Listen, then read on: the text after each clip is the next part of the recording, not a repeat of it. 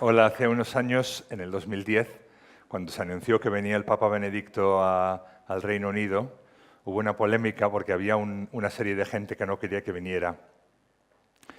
Y un amigo mío y yo pensamos que eso sería una gran oportunidad para comunicar nuestros mensajes. Pero nos dimos cuenta que nosotros católicos tenemos grandes mensajes, pero casi nadie nos escucha. En las sociedades occidentales no les interesa mucho esto. Y pensamos, ¿cómo vamos a comunicar nuestro mensaje de forma que se escuche? Ese fue nuestro objetivo. Y al pensar sobre esto, nos dimos cuenta de que la gente tiene una serie de prejuicios, de ideas sobre nosotros, que nosotros llamamos el marco de lo que están pensando, que tiende a ser una serie de prejuicios negativos o ideas, y que yo como católico cuando hablo puedo confirmar esas ideas o puedo salirme de ellas. Si yo confirmo esas ideas, a mí ya no me escuchan. Por ejemplo, si están pensando los católicos son intolerantes, me escuchan 10 minutos, me escuchan un minuto y piensan, ¿has visto? Son intolerantes. Entonces pensamos, ¿cómo hacemos para poder salir de estos marcos? Primero entender cuáles son esos marcos, ¿no? Y después de pensarlo, nos dimos cuenta que el marco más común sobre la Iglesia es que la Iglesia se interesa más por sus posesiones, su doctrina, su reputación, que por el bien de la gente. La gente está pensando que para la Iglesia es más importante las riquezas del Vaticano que ayudar a los pobres, que es más importante su doctrina sobre el matrimonio que dos gays que se quieren casar sean felices, o que es más importante su doctrina sobre la vida que las necesidades de una joven que se ha quedado embarazada sin quererlo. Es como si dijéramos que en la Iglesia ponemos la institución por encima de la persona. Y es un marco muy fuerte, y cuando la gente está pensando esto y yo hablo, si yo no me salgo de ese marco, a mí no me escuchan. Y estábamos pensando esto. Cuando estamos con estos marcos delante, tendemos a hacer tres cosas mal. Primero, algunos nos asustamos porque pensamos que las polémicas que surgen a través de la Iglesia no son los temas que yo me gustaría hablar y perdemos la oportunidad para decir cosas. Segundo, nos ofendemos porque la noticia puede ser ofensiva o la forma de que se ha explicado. Pero lo más común es que nos pongamos defensivos, ¿no? Nos sentimos atacados y empezamos a defender las cosas propias. Y lo que pasa ahí es que cuanto más defiendo, más doy la impresión de que lo que me importa a mí es lo corporativo, o sea, defender mi institución que la persona. Cuanto más defiendo, menos comunico. Es como antiintuitivo, ¿no? Porque quizá hemos aprendido que tenemos que defender las cosas nuestras y ahora estábamos viendo que no hay que hacer eso. No hay que defender las cosas propias. Entonces, ¿qué hay que hacer? Pensando. Y llegamos a la conclusión, que es lo más importante de nuestro método, de nuestro descubrimiento, que detrás de cada marco negativo hay un valor cristiano, un valor que nosotros no solo compartimos, sino que promovemos, un valor común.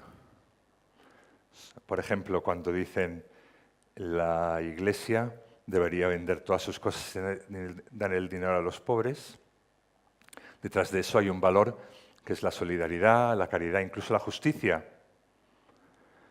Detrás del marco que dice que la Iglesia está más interesada en su doctrina del matrimonio que la felicidad de dos gays que se quieren casar, está el valor de la dignidad de la persona, del amor, porque sabemos, ¿no?, que donde hay amor, allí está Dios, pero parece que lo estamos contradiciendo. Detrás del valor de la crítica que dice que a nosotros nos interesa más nuestra doctrina sobre la santidad de la vida que ayudar a la joven que se ha quedado embarazada, está el valor de cuidar de esa persona en necesidad, como la Iglesia debería cuidar de las personas en necesidad. Entonces, cuando vimos que todos los prejuicios, los marcos negativos sobre la Iglesia se basaban en valores cristianos, valores que compartimos, nos dimos cuenta de que nuestra comunicación no es pelearse con nadie, sino es encontrar ese valor común y empezar a hablar desde ahí.